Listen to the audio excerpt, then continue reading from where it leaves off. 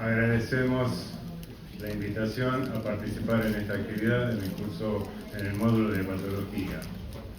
Hoy tenemos la suerte de tener dos invitados que son amigos.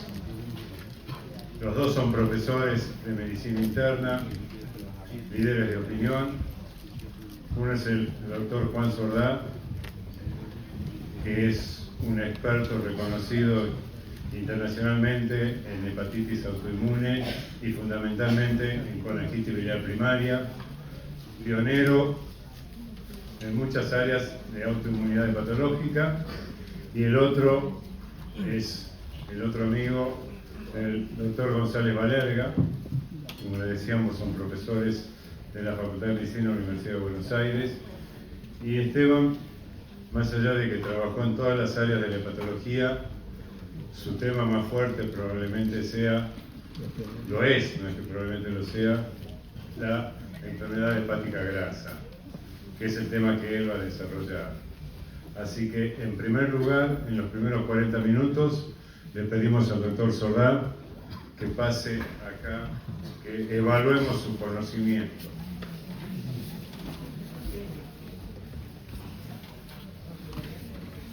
¿Qué tal? Buenas tardes, y gracias, Jorge, por la presentación y por confiarme el tema. Bien, en esta tabla, aunque yo voy a desarrollar solamente CVP y hepatitis autoinmune, estas son las 4 enfermedades consideradas actualmente que tienen una estirpe autoinmune en su patogénesis, que son la CVP, o colangitis biliar primaria, colangitis esclerosante primaria, la hepatitis autoinmune y la enfermedad relacionada con IgG4, que, como ustedes saben, estas pueden afectar todo el organismo, pero cuando afecta a nivel de la vía biliar y del páncreas, puede también tener una injerencia a nivel hepático. Como ven, las tres estas tienen una patente colestásica caracterizada por incremento de la fosfatasa realina y la gamma GT, mientras que la hepatitis autoinmune se expresa desde el punto de vista bioquímico con aumento de las enzimas marcadoras de hepatitis. Todas ellas se asocian con enfermedades autoinmunes. Esto es importante para los que van a hacer medicina interna, puesto que ustedes pueden tener también el principio o identificar la enfermedad hepática a partir de alguna enfermedad inmunológica, una colagenopatía, por ejemplo, que eso nos puede dar la señal de que puede haber un compromiso hepático asociado o un compromiso hepático por esas enfermedades. Es importante identificar fundamentalmente estas enfermedades, puesto que tienen una buena respuesta terapéutica, especialmente la hepatitis autoinmune y la enfermedad relacionada por IgG4, por la inmunosupresión, mientras que en la CVP o colangitis biliar primaria, como veremos, la inmunosupresión no tiene mucho impacto. Con respecto a la hepatitis autoinmune, esta es una inflamación crónica mediada inmunológicamente del hígado de etiología aún desconocida, que se caracteriza por una pérdida de la tolerancia hacia el propio tejido hepático, es decir, hacia el hepatocito, es causal de cirrosis y falla hepática. La hepatitis autoinmune debe ser considerada, esto es importante, en el diagnóstico diferencial de cualquier tipo de enfermedad hepática, ya sea esta aguda o crónica. Puede simular cualquier enfermedad. ¿Y por qué es importante identificarla? Puesto que el tratamiento modifica radicalmente el curso natural de la enfermedad. Como ven acá, la enfermedad tiene un amplio espectro del punto de presentación clínica. No obstante, las formas más frecuentemente en las cuales se presenta es una enfermedad de tipo asintomática, es decir, ustedes encuentran un laboratorio bioquímico con aumento de las enzimas hepáticas nada más, y ahí es obligatorio ir a buscarla también a la enfermedad. Puede presentarse a verse como una hepatitis leve, como una hepatitis aguda, simulando una hepatitis de tipo viral. Estas son las formas, digamos, más frecuentes de presentación, junto con la cirrosis, que pueden presentarse incluso ya con estadios de compensación hepática. Menos frecuente es la falla hepática aguda, es un causal de indicación de trasplante hepático, Y es muy importante el punto ahí está marcándolo, que puede estar asociado, puede estar disparada por algunas drogas. Y esto es importante porque en este momento se está utilizando mucho las estatinas y los fibratos, y a veces estas sustancias pueden llegar a desencadenar una enfermedad hepática de tipo autoinmune. Esto es lo que yo les comentaba, que muchas veces ustedes pueden identificar la enfermedad o el compromiso hepático a partir de una enfermedad de base inmunológica sistémica, por ejemplo una colagenopatía. Y acá hay enfermedades o endocrinológicas, y acá hay enfermedades que habitualmente se asocian con la hepatitis autoinmune, como son la tiroidiopatía, el Sjögren, la artropatía, el ES. A veces el ES es un gran desafío porque puede llegar a simular bastante a una hepatitis autoinmune, y a veces la hepatitis autoinmune puede simular un lupus. Entonces es a veces el diagnóstico diferencial bastante complejo, y tenemos que terminar habitualmente con una biopsia hepática. Como toda enfermedad, que ustedes ya de esto lo deben de saber, que tiene un marcador específico, por ejemplo, con una enfermedad de tipo viral, en el cual usted tiene un marcador específico que indica que es esa enfermedad. Las enfermedades inmunológicas o la colagenopatía, habitualmente uno tiene que utilizar criterios, tiene que sumar criterios, tiene que armar el diagnóstico como un rompecabezas. Ahí tienen las características más importantes de la enfermedad, están expresadas en esta diapositiva, donde el incremento de la inmunoglobulina IgG es una de las características de la enfermedad, la asociación con autoanticuerpos, especialmente con el antimuscularizo y el FAM. Ustedes, para establecer el diagnóstico, deben de excluir otras enfermedades hepáticas. El diagnóstico de hepatitis autoinmune es un diagnóstico de exclusión, y la biopsia hepática, como acá lo marco, es un hecho muy relevante para poder establecer el diagnóstico. Después nos vamos a detener más en la biopsia hepática porque es un elemento muy importante. Y ahí, si el paciente suma determinado puntaje, es el diagnóstico definitivo o es el diagnóstico probable. La hepatitis autoinmune es fundamental para hacer el diagnóstico de la enfermedad, por lo cual nosotros debemos de contar con este elemento como para elaborar no solamente el diagnóstico, sino ver el curso que va a tener en el tiempo la enfermedad. Entonces, no solamente va a definir el diagnóstico y pronóstico, porque podemos encontrarnos con una enfermedad ya avanzada, sino que además puede haber asociaciones con otras enfermedades también de tipo inmunológica, como el ACE de peso, se conoce como síndrome de sobreexposición, puede excluir otras causas de enfermedad hepática. A veces estos pacientes tienen también, por ejemplo, como acá se muestra, el NASH, que puede estar inducido incluso por los corticoides, que puede hasta modificar el curso natural de la enfermedad. Aquí también nos permite evaluar la respuesta, y otro hecho importante es si podemos suspender el tratamiento o no, como veremos. Entonces, la biopsia hepática tiene dos momentos clave en la evolución diagnóstica y evolutiva de la enfermedad, para establecer el diagnóstico, y eventualmente, si ustedes quieren suspender el tratamiento, debemos contar también con una biopsia hepática, y van a ver por qué. Bueno, acá está resumido lo que le acabo de decir. Esta es la característica de la hepatitis autoinmune desde el punto de vista histológico. Este es el espacio porta, donde ustedes pueden ver acá un infiltrado, que nosotros lo conocemos como de interfase, con infiltrado linfoplasmocitario, que es un tipo de infiltrado peculiar que tiene la enfermedad, y con esto, bueno, se establece el diagnóstico de la misma. En un momento se ha puesto que existen, dependiendo de los tipos de autoanticuerpos, 3 tipos de hepatitis autoinmune. En un momento hasta 4 se habían propuesto. En realidad esto no tiene mucha utilidad clínica, puesto que todos van a ser tratados de la misma manera. Pero sí les diría que el anti-LKM, cuando está asociado, y esto se ve más en la población pediátrica, la enfermedad tiene un curso mucho más agresivo y más evolutivo. Este es el curso natural descrito inicialmente de la enfermedad.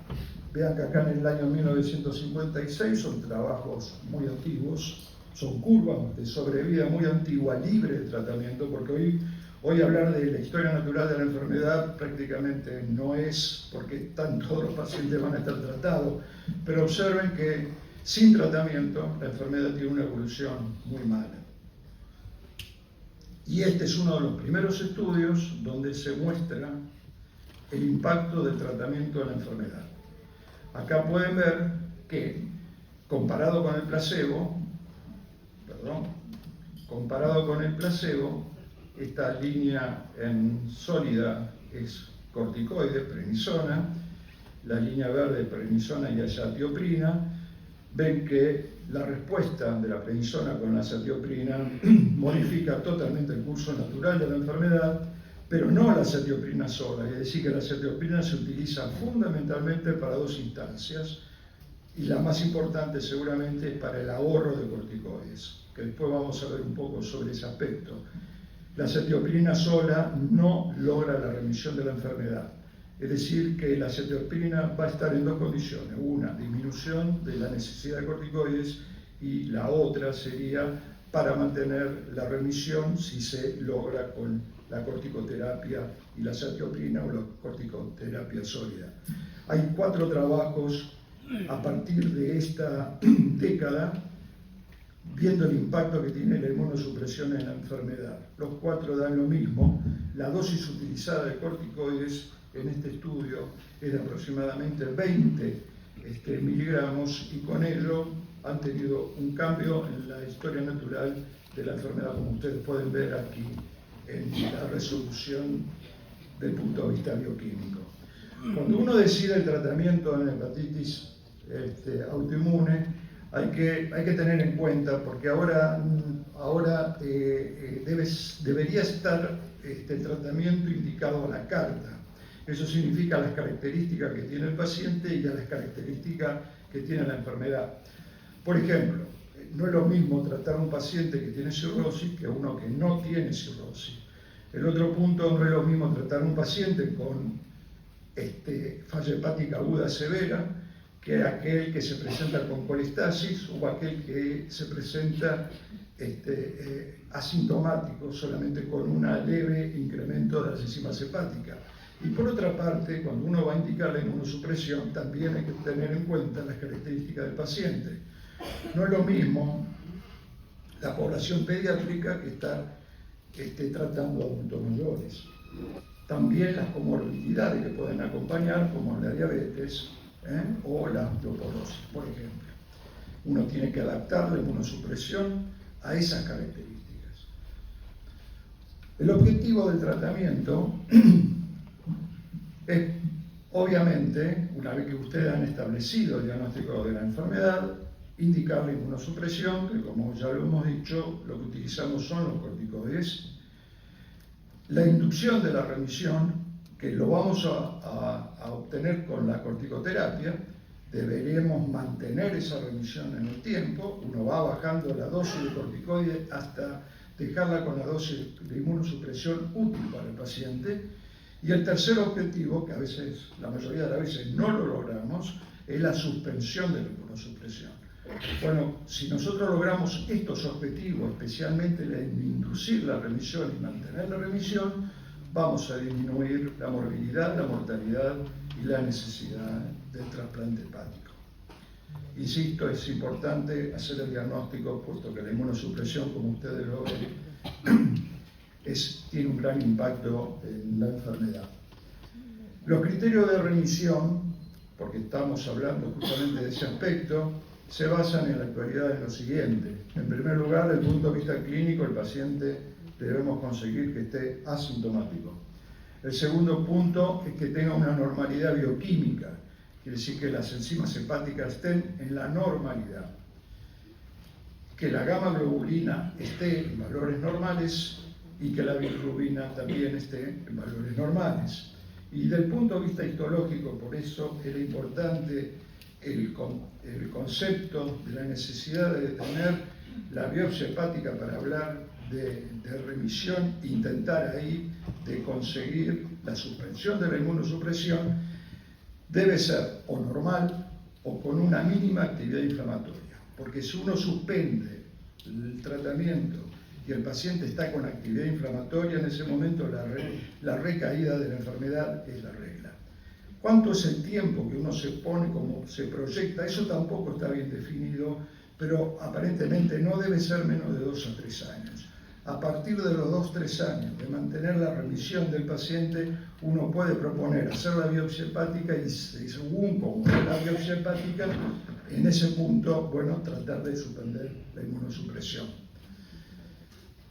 La mayoría de los pacientes responden a la inmunosupresión, por lo que le hemos comentado, pero quiero recalcar que 15 a 20% por efectos adversos de la inmunosupresión tenemos que suspenderla o tenemos que cambiar a otro tipo, que no son las drogas ideales para su uso, y recordar, por eso cuando hablábamos de las características de la enfermedad, no es lo mismo tratar un cirrótico que un no cirrótico. El cirrótico tiene mayores efectos adversos que los pacientes no cirróticos. Pero lo importante es que el paciente va a cambiar su historia natural con la inmunosupresión, pero también recordar que hay un 10% aproximadamente que no responde bien al tratamiento y de inmunosupresión, y finalmente estos pacientes van a la falla hepática, lo habitual, y terminan en un trasplante hepático. Aparecieron en los últimos años algunos datos con respecto al tratamiento que son interesantes. Observen acá que a partir de estos estudios que les muestro, después va a haber una regla que uno debería tener como objetivos. Vean acá que en este estudio, cuando los pacientes logran una normalización rápida de las enzimas hepáticas, es decir, de la ALT y de la AST, van a alcanzar una remisión mucho más pronta y más duradera que los pacientes que no lo logran. Es decir, que los pacientes que bajan rápidamente las enzimas hepáticas con la inmunosupresión, la cosa le va mejor. Aquí lo mismo, en otra línea, si bajan más del 80% de las enzimas hepáticas, inicialmente también estos pacientes van a tener una mejor respuesta. Es decir, que ya ustedes saben de la manera que se va a comportar en los primeros tiempos de la inmunosupresión, cómo le va a ir al paciente posteriormente. Y este es un estudio muy importante porque a partir de aquí van a ver que aparecen algunos objetivos que uno debería lograr con el tratamiento. Aquí lo que se está tratando de proponer es que los pacientes, cuando tienen una respuesta rápida, van a tener un mejor pronóstico. Como pueden ver acá, los no respondedores ya a la 4ª semana de tratamiento deberían ser los respondedores van a ser aquellos que logran un mayor 50% de disminución de las enzimas hepáticas inicialmente. Lo mismo ocurre a los 6 meses de tratamiento. A los 6 meses, aquellos que lograron una normalización total, a esos pacientes les va mucho mejor. Por lo tanto, se han puesto de esta manera objetivos que nosotros hace unos 10 años no lo teníamos. Esos objetivos están en 2 tiempos fundamentales, en la semana 4 y en la semana 6. En la semana 4 tenemos que lograr que el paciente baje el 50% de las enzimas que tenía inicialmente. En el mes 6 el laboratorio debe ser normal, luego eso se continuará por un tiempo no bien definido, yo les dije entre 2-3 años, algunos dicen más tiempo, y ahí según la biopsia hepática se va a definir si el paciente puede suspender la inmunosupresión o no. En resumen, con respecto a la hepatitis autoinmune, como les dije, el tratamiento debe ser dirigido al paciente ahí a la carta. No es lo mismo tratar a alguien que tiene cirrosis que no tiene cirrosis, no es lo mismo tratar una falla hepática aguda que a alguien que no tiene falla hepática aguda. La dosis inicial, esto hay que tenerlo presente porque la prednisona, nosotros acá usamos la meprednisona, que es habitualmente la deltisona, y las potencias son diferentes. Por lo cual, cuando la literatura habla de 40 miligramos de prednisona, estamos hablando más o menos de unos 20 miligramos de la deltisona, que es la que habitualmente utilizamos. Es decir, que eso también hay que tener un concepto importante porque para no sobrecargar al paciente de corticoterapia. También se ha puesto en uso la budesonida en estos enfermos, pero la budesonida no ha tenido buenos resultados en hepatitis autoinmune, salvo en un grupo de pacientes que tienen una enfermedad hepática más leve. Ahí no hubo mucha diferencia con los corticoides y, como ustedes saben, la budesonida tiene una característica de tener menos efectos sistémicos que lo que tienen los corticoides convencionales. Entonces, recordar los objetivos a la cuarta semana, al sexto mes. Se le puede agregar al paciente, como hemos dicho, la azatioprina. Nosotros preferimos no comenzar directamente con la azatioprina porque a veces la azatioprina es tóxica para el hígado y puede generar algún tipo de impacto sobre el hígado que nos confunde sobre la respuesta a los corticoides. Recordar también que si hay intolerancia a la azatioprina o hay efectos adversos a la azatioprina, como la supresión medular o pancreatitis, por ejemplo, tenemos la alternativa del micofenolato. El tratamiento no debe ser menor de 3-4 años y recordar sí, antes de suspender, tener una biopsia hepática que nos diga que la inflamación sea mínima o el hígado esté normal si es posible, para poder intentar en ese grupo de pacientes suspender la inmunosupresión. Vamos a la colangitis biliar primaria. Esta tiene, a diferencia de la hepatitis autoinmune, su presentación es colestásica. La otra, mientras que era hepatítica, esta es colestásica. La patogénesis de la enfermedad todavía no está definida. No se sabe cuál es el gatillo que termina desencadenando la enfermedad, pero todos aceptan de que tiene una base de tipo autoinmune. Y ese mecanismo autoinmune persiste, obviamente, durante todo el transcurso de la enfermedad, de que uno hace el diagnóstico hasta que el paciente o lo seguimos o termina el trasplante hepático o muere. La colestasia habitualmente se presenta cuando el mecanismo inmunológico terminó generando una injuria al epitelio ductal y esa injuria al epitelio ductal va a llevar a la destrucción del mismo, lo cual nosotros lo llamamos a eso ductopenia, y esto va a traer aparejado la colestasis. A partir de ese momento no solamente entra en juego el mecanismo patogénico de la enfermedad, la parte inmunológica, sino también la colestasis, es decir, los ácidos biliares que se retienen también son hepatotóxicos y van a generar problemas o van a adicionar problemas al mecanismo de tipo inmunológico. Finalmente el paciente va a llevar a la fibrosis hepática, cirrosis y las complicaciones vinculadas con la misma. Un dato importante de la hepatitis autoinmune que les quiero mostrar en este par de diapositivas es el sector de la vía biliar que afecta a la enfermedad. Ustedes deben tener la idea de que cuando hablamos de compromiso de la vía biliar, hay dos sectores fundamentales, lo que se conocen como vías biliares de pequeño calibre, que son vistas solamente a nivel microscópico, y las que están comprometiendo a las vías biliares mayores. Por ejemplo, la colangitis esclerosante primaria afecta a las vías mayores, ya sea estas intra o extrahepáticas, mientras que la colangitis biliar primaria afecta solamente la vía biliar intrahepática de pequeño calibre. Eso es un dato relevante para que lo tengan en cuenta. ¿Por qué afecta a ese sector? Todavía no está bien establecido. La enfermedad, como ustedes ven, afecta fundamentalmente al sexo femenino. Tiene la característica, y esto es muy importante como marcador, que hay una asociación con los anticuerpos antimitocondriales. Cuando los anticuerpos antimitocondriales están presentes, eso es altamente sugerente de la enfermedad y tiene como enfermedades autoinmunes asociadas, especialmente el síndrome de Sjögren y el CREST.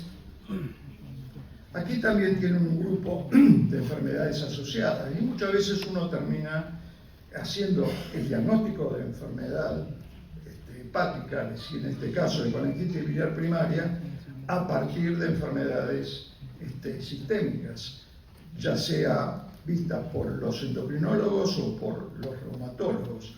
Como ven, el Sjögren está casi en un 50, algunos dicen hasta más frecuente su asociación, hasta el 60%, artritis, Raynaud, CREST, etc. Son todas enfermedades que pueden estar asociadas. Y si no están asociadas en el momento del diagnóstico, hay que seguirlas y hay que seguir buscándolas, porque pueden presentarse, no en forma simultánea, sino en forma de seguimiento. ¿Cómo se establece el diagnóstico de la enfermedad? Fundamentalmente por 3 puntos. Por la presencia de colestasis crónica, nosotros llamamos colestasis crónica aquella que se extiende por más de 6 meses. Se caracteriza por la bioquímica característica de la colestasis, aumento de la fosfatasa alcalina y la gamma GT. El paciente puede tener clínica de colestasis, que está dada por el prurito, la ictericia y ovastenia. Cuando está presente esa característica, la enfermedad se la denomina como sintomática. Cuando no están presentes ninguna de esas manifestaciones, se la conoce como asintomática. Y esto es importante porque van a ver que tiene impacto en la sobrevida. La asociación con anticuerpos positivos, que son los antimitocondriales, o también con anticuerpos antinucleares que son específicos de la CBP. No en todos lados contamos con estos anticuerpos específicos de la CBP, pero son importantes considerarlos cuando los antimitocondriales son negativos. Los antimitocondriales son negativos solamente en un 5% de la enfermedad. Es decir, que en esa situación tenemos la alternativa de contar con estos otros anticuerpos para poder arribar al diagnóstico. Y finalmente, la histología compatible con la enfermedad. Clásicamente, la cosa era así. 2 de estos 3 criterios se hablaba de probabilidad. Cuando estaban presentes los 3 criterios se hablaba de diagnóstico definitivo. No obstante, hoy las guías recomiendan que con 2 criterios presentes, que sería la colestasis crónica más los anticuerpos antimitocondriales, la biopsia hepática no sería necesaria. Nuestra idea es que la biopsia hepática debería continuarse porque nos da algunos datos que se pueden pasar por no tenerlo, por no contar con la biopsia hepática. No obstante, esta acotación muy relevante, que las guías no recomiendan la biopsia hepática, hay situaciones en las cuales la biopsia hepática es imperiosa llevarla adelante para esclarecer la enfermedad, que son en aquellos casos, como les dije, que los antimitocondriales son negativos. Ahí hay que tener la biopsia hepática para saber si el paciente tiene características histológicas de la enfermedad. La coincidencia con otras enfermedades, por ejemplo, el hígado graso o hepatitis autoinmune, que eso se llama sobreposición, que cuando las dos enfermedades o 2 características de las 2 enfermedades están presentes, y también puede ser requerida en aquellos casos en los cuales el paciente presenta alguna enfermedad autoinmune determinada, como el Sjögren o el lupus eritematoso sistémico, y hay compromiso hepático y uno quiere esclarecer si es simplemente compromiso hepático por esas enfermedades o si tiene asociada la CBP. Aquí pueden ver lo que se conoce como curso natural, que si ustedes comienzan con un 100% de los conductos biliares, el mecanismo inmunológico termina destruyéndolos. A medida que los termina destruyéndolos, se produce pérdida de los conductos biliares, eso se conoce como ductopenia, y a medida que va perdiendo los conductos biliares, es obvio que va a tener el paciente mayor colestasis, y esto también va a generar mayor fibrosis. Así, el estadio de la enfermedad va a pasar por 4 hasta llegar a la cirrosis totalmente constituida. Aquí, en una forma más graficada, pueden ver que las 2 formas clínicas de CBP, la sintomática y la asintomática, tienen las siguientes características. La sintomática no va a tener manifestaciones clínicas. La sintomática se va a caracterizar por un tiempo evolutivo mucho más prolongado, se estima aproximadamente de 20 años, una vez que entra en la forma clínica sintomática, es decir, la aparición de prurito, astenia y o hiperbilirrubinemia, que vean que la bilirrubina, cuando empieza a incrementarse porque el paciente está entrando en la etapa final de la enfermedad, tiene una evolución más corta, más tórpida, va a llevar a la cirrosis hepática, y esos pacientes van a tener complicaciones y finalmente o mueren o van al trasplante hepático. Vean también que el prurito, que la génesis del prurito todavía no está bien clara, pero se le atribuye mucho a los ácidos biliares. Cuando disminuye la síntesis de ácidos biliares, tiene la característica que el prurito, como ven acá, desaparece, mientras que a medida que progresa la enfermedad, la astenia en estos pacientes se hace más manifiesta. Hay una variante clínica que se la conoce como preclínica, en la cual lo único que tiene el paciente cuando lo va a ver son los anticuerpos antimitocondriales positivos y toda la bioquímica es normal. Es decir, el laboratorio, el hepatograma es normal. La única manera de arribar al diagnóstico en esta situación es mediante la biopsia hepática, como ya se le había hecho mención. Hay un cambio en la presentación clínica de la enfermedad. Esto es un estudio que habíamos hecho ya hace más de 13 años, pero esto se está volviendo a hacer en el servicio que dirige el doctor Valerga y está teniendo los mismos resultados que este.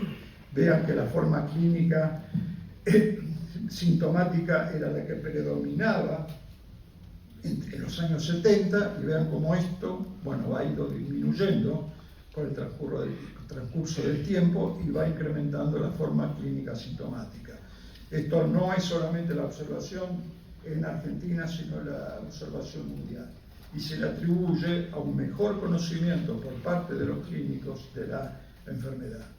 Hay que remarcar que cuando uno hace el diagnóstico en forma sintomática, el paciente va a tener una sobrevida mejor y va a responder probablemente mejor al tratamiento.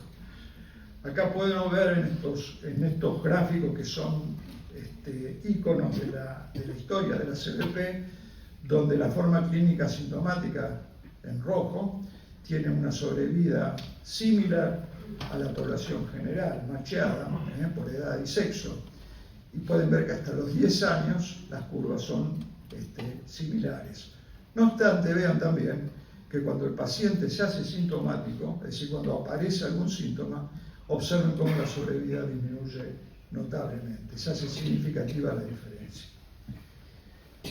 Vamos al tratamiento. Dos cosas sobre el tratamiento.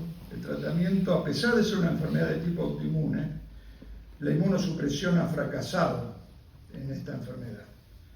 Y todo se ha basado en lograr un cambio en el metabolismo de los ácidos biliares. Ahí se ha centrado el tratamiento de la CVP.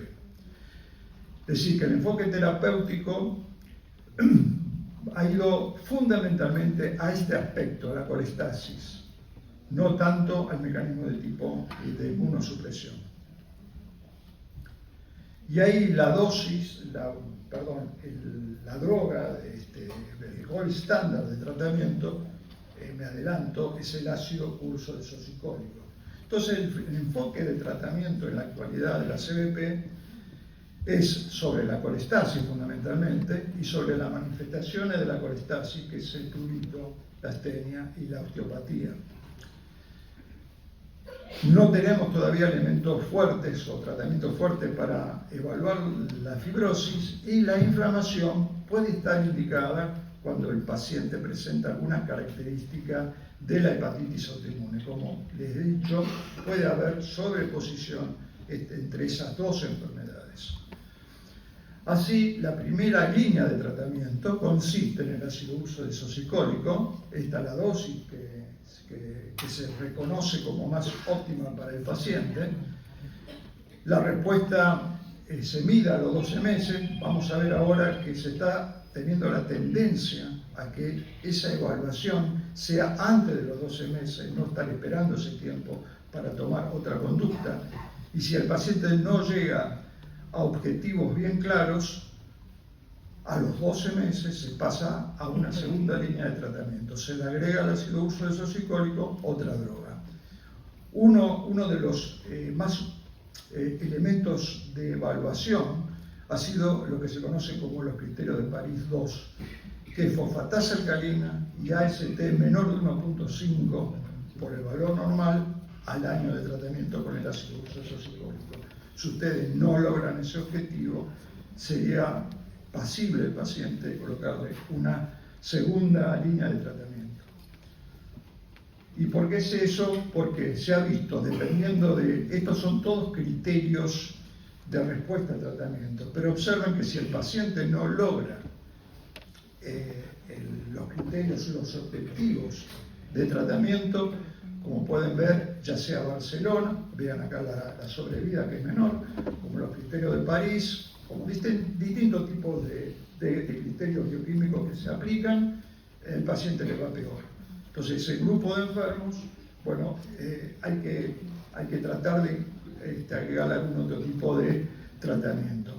Y este es un dato muy importante que apareció en este último tiempo, donde pueden ver pacientes tratados con ácido ursodeoxycólico. En verde están los que lograron la respuesta completa, en naranja están los que presentaron respuesta incompleta, es decir, no llegaron a ese objetivo, y en rojo están aquellos que no fueron tratados. Y observen cómo los pacientes, a pesar de tener una respuesta incompleta tratados con ácido ursodeoxycólico, les fue mejor que aquellos que no fueron tratados, que no recibieron tratamiento. Pero obviamente los que tuvieron la respuesta completa les fueron mejor. Este grupo de enfermos, es decir, los que han tenido respuesta incompleta, debemos de tener el ojo porque estos pueden progresar y pueden ir a la cirrosis hepática. Pero el año pasado se muestra esto, que ya nosotros lo habíamos insinuado hace 5 años atrás, que si nosotros logramos la normalización del laboratorio, es un objetivo mucho más interesante que la de lograr que la fosfatasa alcalina, como les había mostrado, esté por debajo de 1.5 de valor normal. Y vean que aquellos que lograron que la fosfatasa alcalina esté en el rango normal, les fue mejor que aquellos que estuvieron por debajo de 1.5.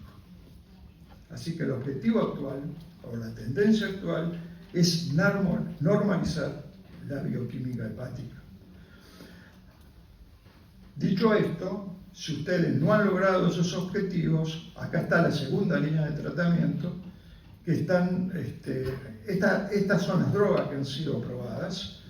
Nosotros en Argentina no contamos con el odeticólico, pero contamos con el bezafibrato y el fenofibrato. Probablemente el bezafibrato es el que más ha sido empleado mundialmente y es el que más experiencia se tiene. Es decir, que para nosotros, si no respondió al ácido ursodeoxycólico, la segunda línea de tratamiento para incluir va a ser el fenofibrato o el bezafibrato. Los criterios, que esto es para reafirmarlos, ya no son más tal vez 12 meses esperar, sino hasta el 6º mes. En el 6º mes se dice que lo que no se logró al 6º mes es muy poco probable que se va a lograr al año. Solamente un 10% de los que no lograron el impacto sobre la fosfatasa alcalina al 6º mes lo van a lograr al año. Entonces no esperar el año, sino tomar la medida, la conducta de agregar una segunda línea al 6º mes. El bezafibrato, simplemente para mostrarles dónde actúa dentro de lo que es el metabolismo de los ácidos biliares, tiene varios puntos de acción, porque esto lo quiero remarcar porque muchas veces nosotros que lo indicamos el bezafibrato, cuando van a un médico o a un cardiólogo le dicen, pero ¿por qué si usted tiene los triglicéridos normales, tiene los lípidos normales, por qué está recibiendo bezafibrato? Bueno, el bezafibrato, además de ese efecto que tiene también este efecto de actuar sobre el metabolismo de los ácidos biliares y actúa en forma sinérgica con el ácido ursodeoxycólico, lo potencializa. Y por otra parte tiene algunos efectos peculiares, como que es antiinflamatorio. Así que el bezafibrato le agrega un plus más a lo que es el ácido ursodeoxycólico. Bueno, este es un resultado que han tenido con el ácido beticólico. Mi idea no era traer esta diapositiva, pero el beticólico es interesante, es una nueva alternativa terapéutica, pero produce prurito en determinadas dosis, por lo cual prácticamente el ácido beticólico está muy discutido en la actualidad. El trabajo más importante que se ha llevado adelante sobre bezafibrato lo han hecho los franceses. El trabajo se llama Besurso y ha tenido un resultado realmente muy interesante. 67% de los pacientes lograron normalizar el laboratorio hepático. Eso es un dato realmente muy fuerte. Nosotros también hemos hecho con bezafibrato y hemos tenido también resultados, como ustedes pueden ver, como segunda línea de tratamiento, es decir, en aquellos que no anduvieron bien con el ácido urso desocicólico, agregar el bezafibrato, hemos tenido también un impacto favorable. Y si uno pone como meta la normalización de la fosfatasa alcalina, bueno, con esto lo hemos logrado en casi un 75-76% de los pacientes. Finalizando, les diría que cuando ustedes hagan el diagnóstico de CBP, hay un grupo de pacientes que va a tener peor pronóstico que otros. Los que van a tener peor pronóstico son los más jóvenes, pero posiblemente porque es más agresiva la enfermedad, el sexo masculino. Si el paciente presenta síntomas características de la colestasis, como la astenia, la ictericia o el prurito, si la albúmina está baja y la bilirrubina alta, son pacientes que le va a ir peor. Si la fibrosis avanzada, es decir, si está en estadio F3 o F4, como hemos visto, si el paciente tiene ductopenia, que este es un dato que lo da la histología, por eso nosotros seguimos haciendo biopsia, al igual que la hepatitis de interfase, que son características de la hepatitis autoinmune. Tanto la fibrosis avanzada, que uno la podría llegar a evaluar mediante la elastografía, pero fundamentalmente la ductopenia y la hepatitis de interfase, no hay otra manera de evaluarla que no sea en la actualidad mediante la biopsia hepática, y eso nos permite ver el curso que va a tener el paciente. Por eso la biopsia hepática para nosotros sigue siendo un elemento importante para el diagnóstico de la enfermedad y para el pronóstico. Bueno, y finalmente remarcar el ácido urso, aún quizás en el futuro no sea combinada las drogas inicialmente en el momento de establecer el diagnóstico, pero hoy por hoy el ácido urso es la primera línea de tratamiento. Si el paciente no responde en los tiempos que hemos dicho, se pasa a una segunda línea, porque si no responde le va peor. Muchas gracias.